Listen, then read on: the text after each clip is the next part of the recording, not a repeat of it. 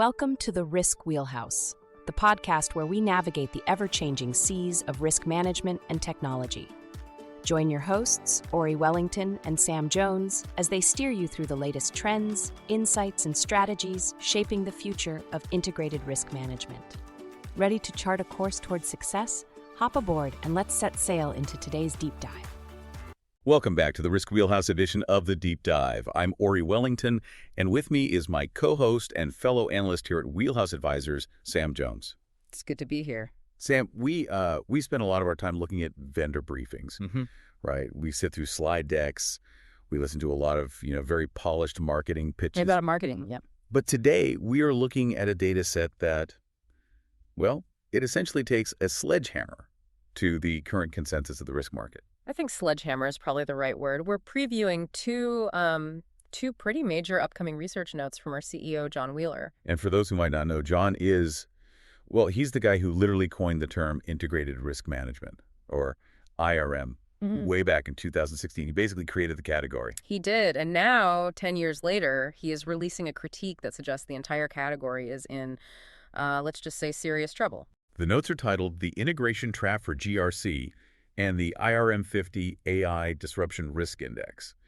And I want to start right at the top with the headline finding, because when I first saw this, I actually thought it was a typo in the spreadsheet. Oh, I know exactly which stat you're talking about. I had the same reaction. Okay, so Wheelhouse scored the top 50 vendors, we call them the IRM 50, on their exposure to disruption by AI. Now, in any mature market, you expect the leaders, right? The big names, the ones with the biggest market cap, you expect them to be the safest bets. That's the whole point of being a leader. Stability, safety. It's the nobody gets fired for buying IBM logic. But here's the reality check from the data. There are currently 6 designated market leaders in the IRM space. We're talking about heavyweights. The ones you see in every analyst report. Exactly. ServiceNow, RiskConnect, Archer, OneTrust. And the big service firms, KPMG and EY. Right. These are the firms that dominate every Magic Quadrant, every wave you've ever seen. But when John ran them through the AI Disruption Risk Index, these 6 leaders landed in, get this, 5 different risk tiers. Which is, it's structurally incoherent if you believe the standard analyst narrative. It just doesn't compute. It makes no sense. If leadership means safety, they should all be clustered together in tier 1, maybe tier 2. But they're scattered all over the map. Some are safe, some are in the danger zone, and some are arguably on the brink of obsolescence. Yeah. So, Sam, before we get into the how and the why, I have to ask, does the term market leader actually mean anything anymore? Or is it just a measure of who has the biggest marketing budget? I think that is the core question of this entire deep dive. And we have to distinguish between 2 things, commercial leadership and structural durability. Okay, unpack that. The market leaders you just mentioned, they are absolutely commercial leaders. They have the revenue, they've got the huge customer base, the brand recognition, that is undeniable. But this research isn't measuring their stock price today. Right, it's a forward-looking index. It's measuring their architectural exposure to a technological shift that is, unlike anything we've seen before. It's looking at their foundations. You're talking about Agentic AI. I am.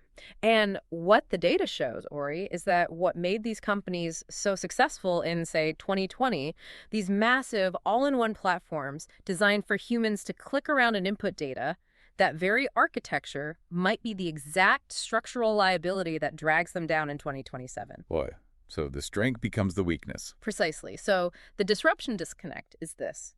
You can be a market leader in revenue and a complete market laggard in survival. Okay, that is a bold claim. A market laggard in survival. We need to unpack that, because if I'm a CIO, if I'm a chief risk officer listening to this, and I just signed a 5-year contract with one of these vendors, I'm probably sweating a little bit right now. You should be asking some hard questions, at least. And we should be clear, we aren't going to name and shame here. We aren't revealing which specific vendor is in which tier today. No, for that, you have to go to the full research on the RTJ Brid. But we are going to explain the mechanics, the why behind the numbers. Why are some safe? And why are others, to use your words, walking into a buzzsaw? And to understand that, we have to get technical. We have to talk about something John calls the integration trap. The integration trap. It sounds dramatic, but I have to push back on this a bit, Sam, because every single vendor I talk to, their first slide says one platform. They all say connected GRC.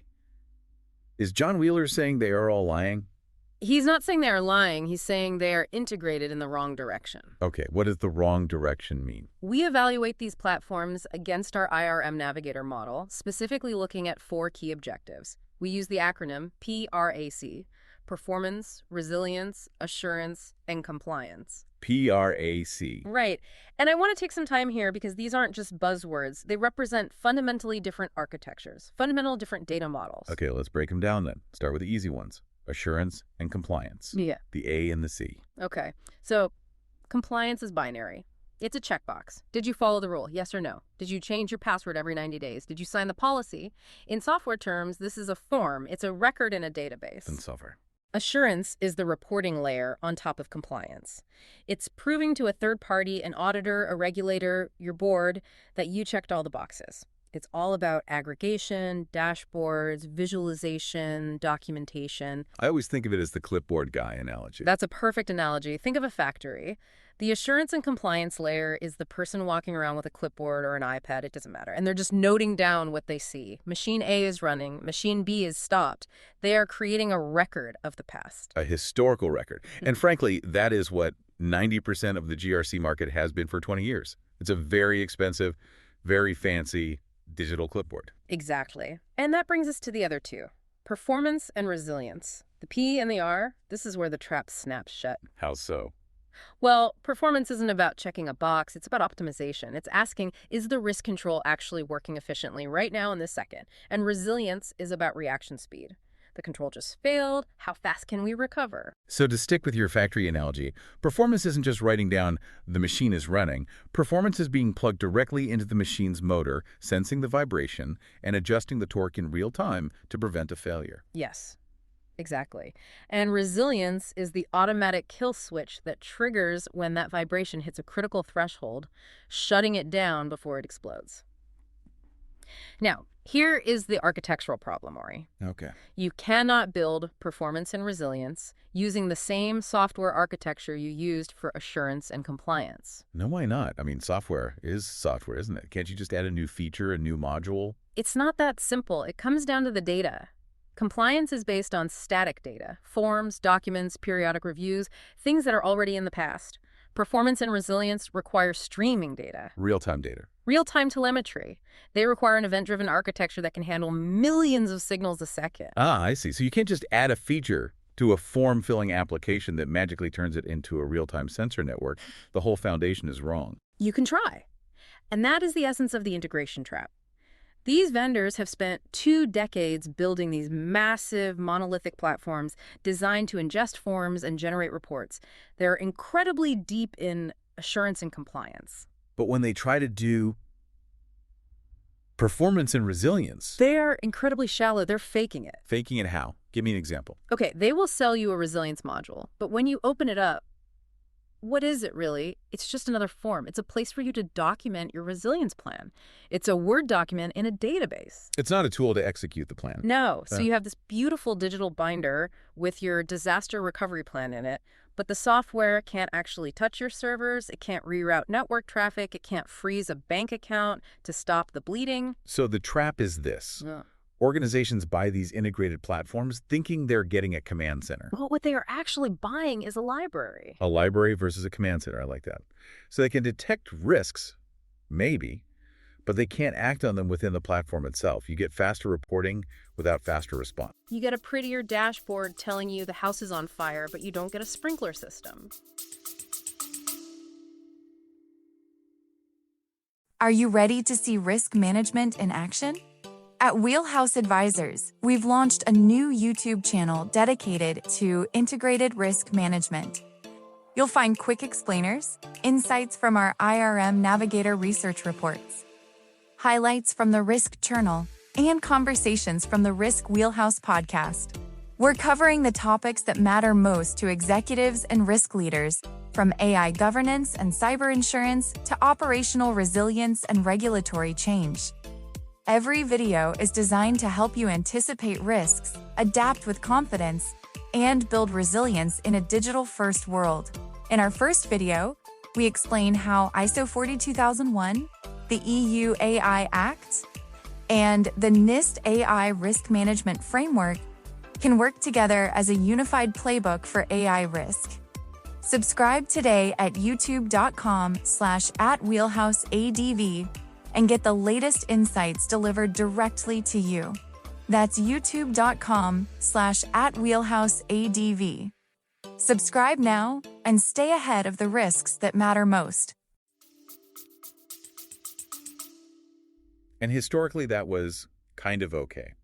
Right. Because a human did the acting. The software gave me the report, I read the report, and then I ran over and fixed the server myself. It was fine for the last decade, but now we have AI. And this is where the physics of disruption really comes into play. Let's pivot to that. Why does this deep compliance, shallow performance architecture make a vendor so vulnerable to AI? I mean, AI is just another technology. Why does it break this specific model so badly? It's because of what Gen AI and, more importantly, Agentic AI are specifically good at replacing. We call it the compression sequence. Disruption doesn't happen all at once. It eats the value chain in a very specific order. Okay, walk us through that sequence. What gets eaten first? The first thing to go is artifact generation. The reports. The reports. The policy summaries. The audit documentation, the emails to stakeholders, the entire assurance layer we just talked about. Or you think about what a traditional GRC vendor actually charges you for. They charge for seat licenses for human beings to log in and create these artifacts. Right. Their value prop is, I help you write your audit report 50% faster. Well, guess what? A large language model can now do that instantly for a near zero marginal cost. If your software's main value is, I provide templates and workflows to help humans write documents, your value just evaporated? You are selling a typewriter in the age of the word processor. You are. So the deep compliance layer, the library, is the first thing that AI completely commoditizes. Okay, that makes sense. But what's next? The next phase is workflow automation. So this is the routing part, the send to Bob for approval button. Exactly. Traditional GRC platforms are, at their core, glorified routing engines. Ticket number 1, 2, 3 goes to Analyst A. Analyst A checks a box. It then goes to Manager B. But with Agentic AI, and we need to be really clear about this term, we are not talking about a chatbot. Right. This isn't a help desk bot. No, we are talking about autonomous software agents that can reason, plan, and execute multi-step tasks. An agent doesn't need a ticket routed to it. It just monitors the queue. And it does the work itself. It monitors the queue, it opens the file, it checks the data against the policy, and if it matches, it approves it. It doesn't need a UI. It doesn't need a user experience. It does not need a dashboard. Yeah, it is a huge point. These market leader vendors spend millions and millions on UX design. Look how pretty our buttons are. Look at our intuitive interface. But if the primary user is a software agent, the buttons are irrelevant. They're worse than irrelevant, they're friction. They're friction. The agent wants an API. It wants direct, high-speed data pipe. So if your platform is this heavy, UI-centric form filler, you are structurally obsolete for an agentic workforce. Okay, so the artifacts are gone, the human-centric workflows are gone. What's left? Where is the safe harbor in all this? The control plane. The operational doing. The performance and resilience layer we talked about. The P and the R. The systems that actually touch the money, touch the data, touch the infrastructure. Why is that safe? Because AI is not yet trusted, and frankly won't be for a very long time, to autonomously shut down a global payments grid without a hard-coded, human-vetted safety layer. The guardrails. The guardrails. Yeah. The vendors who build the actual controls, the ones embedded in the code, the ones embedded in the network firewall, they are durable because the AI needs them. The AI is the brain, but these vendors are the hands and feet. And you can always swap out the brain for a better AI model, but you still need the hands to turn the valve. So to summarize the vendor danger zone, if you are selling a check-the-box platform, you are in deep trouble because AI can check the boxes for free. Right. But if you are selling a turn-the-valve platform, you are safe because the AI needs you to execute the physical or digital change. That is the dividing line. And that single distinction explains why those 6 market leaders are scattered all over the risk index. Some of them have spent the last few years buying or building real control plane capabilities. They are sticky. Others are still just selling better clipboards. I want to challenge you on this, Sam. This all sounds very logical here in a podcast studio. But in the real world, big companies move slowly. They have massive sunk costs. Are we really seeing this shift happen right now, or is this just theoretical architecture talk? Oh, it's happening, and it's happening right now, and the money involved is staggering. The research highlights 2 specific examples that, frankly, prove the entire thesis. Citi and Goldman Sachs. Two names that get your attention. Let's talk about Citi first, because this feels like a case study in the build versus buy resurgence. It is. I mean, think about Citi, one of the largest, most complex banks in the world. They have a nearly unlimited budget. If there was a GRC platform on the market, one of those so-called leaders that actually solved this integration problem, they would have just written a check for $50 million and been done with it. Absolutely. It would have been far easier. No CIO wants to take on the headache of building custom software if they don't have to. Exactly. But they didn't buy. They built something called stylus workspaces internally. So why? What could stylists do that the big vendors couldn't provide? It comes right back to the data model we just talked about. Yeah. Citi has thousands of applications, mainframes from the 80s, modern cloud apps, a million spreadsheets, external data feeds. The integration trap vendors come in and say, hey, no problem, just import all of that data into our proprietary database, spend 2 years mapping it to our rigid fields, and then we can give you a pretty report. Which takes 5 years to implement, and by the time you're done, the entire business has changed. It's a non-starter. It's a dead end. Citi realized they couldn't move the data to the platform. They needed a platform that could sit on top of the data wherever it lived. An orchestration layer. That's the perfect term for it. Stylus isn't a repository, it's a workspace.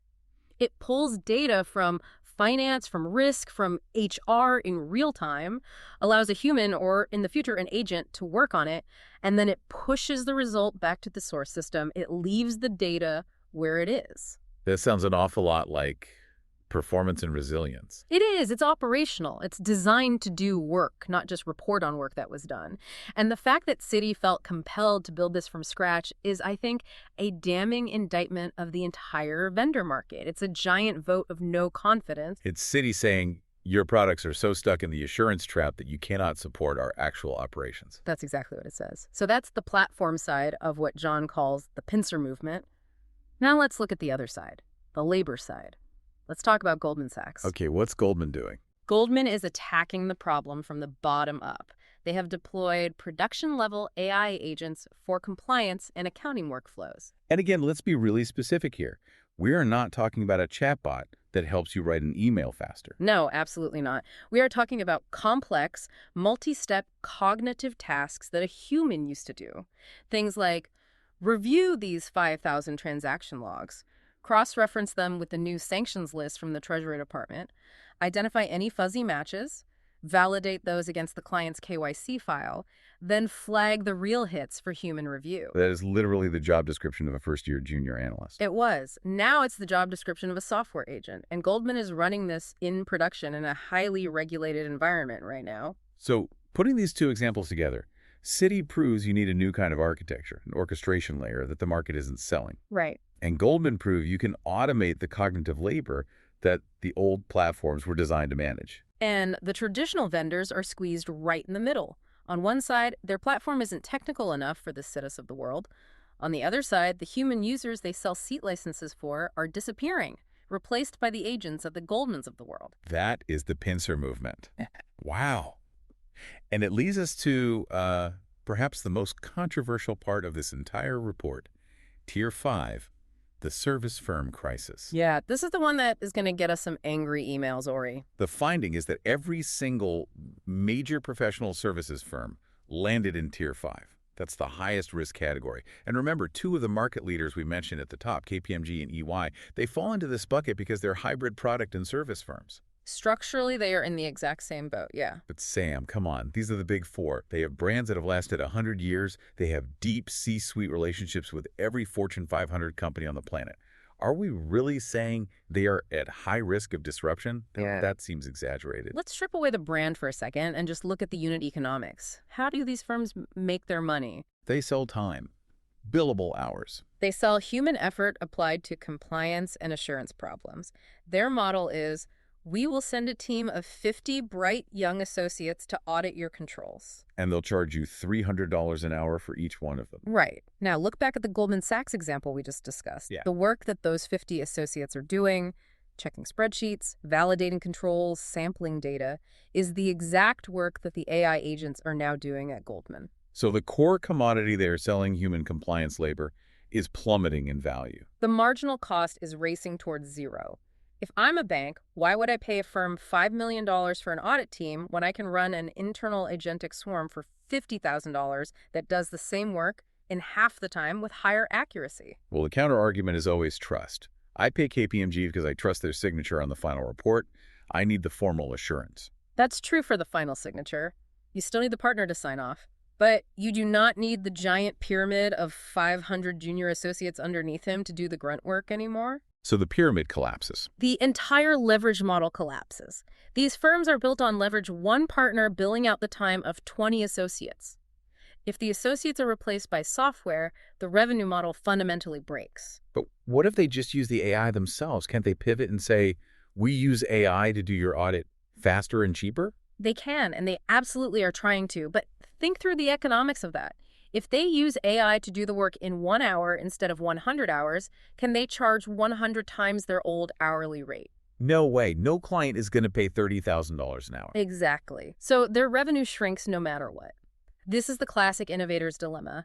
They cannot cannibalize their own billable hour model fast enough to survive the deflationary pressure that AI is creating. So when we see them in Tier 5, it's not because they aren't smart.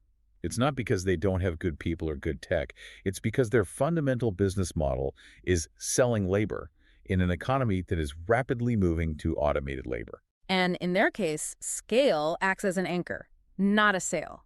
They have too many bodies, too much expensive real estate, too much overhead dedicated to a way of working that is becoming obsolete.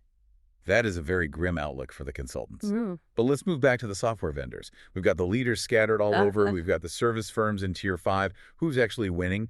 Let's talk about the contested middle and the lonely Tier 1. Right. So Tiers 3 and 4 are what we call the contested ground. This is where most of the 50 vendors in the index actually live. These are companies that have, credible platforms. They aren't vaporware, but they haven't really solved the integration trap yet. Exactly. They are still mostly form fillers, but maybe they have better APIs than the laggards, or maybe they have a specific niche where they do performance really well, but not across the board. So what happens to them? It's a move up will die scenario. Mm-hmm. We think they have a limited window, maybe 18 to 24 months, to fundamentally re-architect their platforms. They need to stop building better dashboards and start building real control planes. They need to become the hands and feet for the AIs. That's their only path to survival. But re-architecting is brutally expensive, and investors hate it. Investors hate it because it kills short-term margins. The CFO gets on the earnings call and says, why are you spending 40% of revenue on R&D to rebuild the back end? Just sell more of the old licenses. So the CEO of a Tier 3 vendor is in an incredibly tough spot. If they pivot hard, their stock tanks today. If they don't pivot, their company dies tomorrow. That is the ultimate leadership test, isn't it? Are you optimizing for the next quarter, or are you optimizing for survival in the agentic era? And clearly, someone passed that test because there is one vendor and only one in Tier 1. It's just one. All alone. Again, we are not naming them here. You have to go to rtj-bridge.com to see the full list. But Sam, can you give us the characteristics of this Tier 1 vendor? Without giving away the name, what do they do right? I think the simplest way to put it is they prioritized architecture over marketing, meaning they likely started their life in the performance layer. They didn't start as a compliance tool. They probably started as an operational tool, something that monitors IT assets or manages third-party data pipes or handles cybersecurity incidents in real time. So they have the control plane DNA from the very beginning. Yes.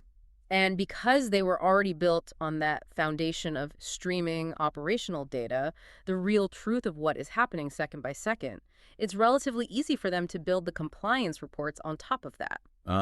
So it's much easier to go from deep performance up to shallow compliance than it is to try and go from deep compliance down into the weeds of performance. Infinitely easier. You can always summarize a rich stream of real-time data into a simple report. You can never, ever explode a simple static report back into a rich stream of data. The Tier 1 vendor understood from day one that the data model is destiny. Data model is destiny. I like that. It sounds like something John Wheeler would put on a slide. He probably has, many times. So let's bring this home for our listeners. We have a lot of different people listening to this show. Let's start with the buyers, the CISOs, the CROs, the heads of audit. You are sitting there with a $2 million renewal contract for a market leader on your desk.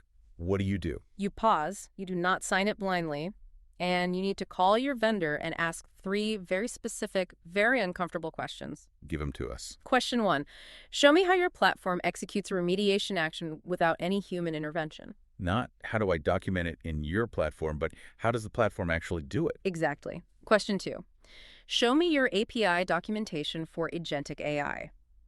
Not a chatbot for humans, an API designed for machines. Can my internal AI agents read and write to your platform at scale, programmatically? And if their answer is, oh yeah, we have a REST API from 2015, that's a big red flag. Huge red flag. Agentic APIs need to be granular, high-speed, and bidirectional. It's a different world. And finally, question 3.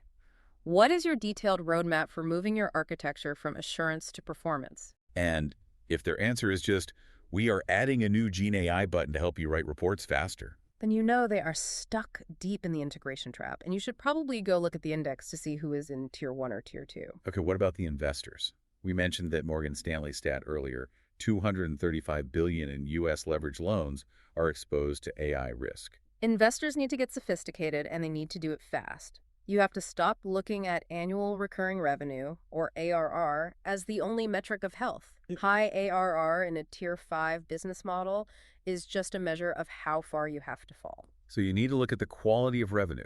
Is that revenue coming from seat licenses for humans, which is a high-risk category?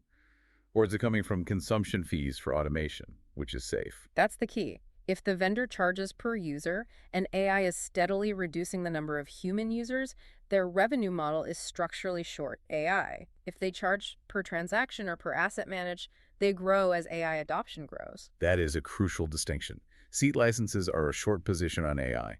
Consumption models are a long position on AI. You got it. And finally, for the vendors themselves, for the people working at these companies, in product or in strategy, what's the message for them?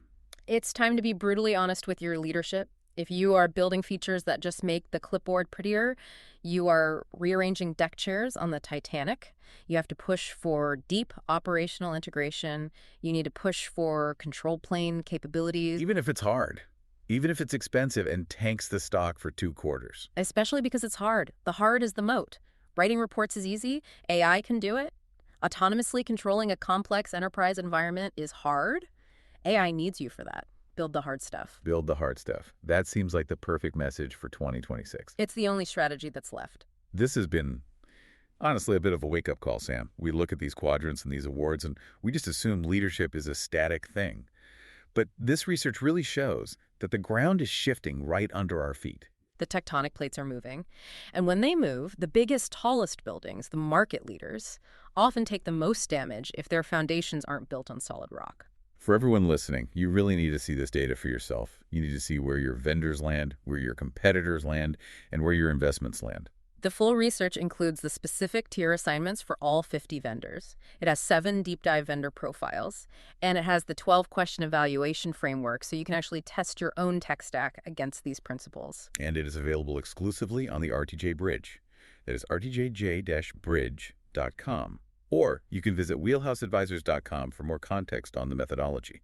And frankly, Ori, if you consider the cost of making a bad vendor choice right now, locking yourself into a 3-year deal with a platform that's dying, the subscription cost is a rounding error. This is institutional-grade competitive intelligence at a fraction of the legacy cost.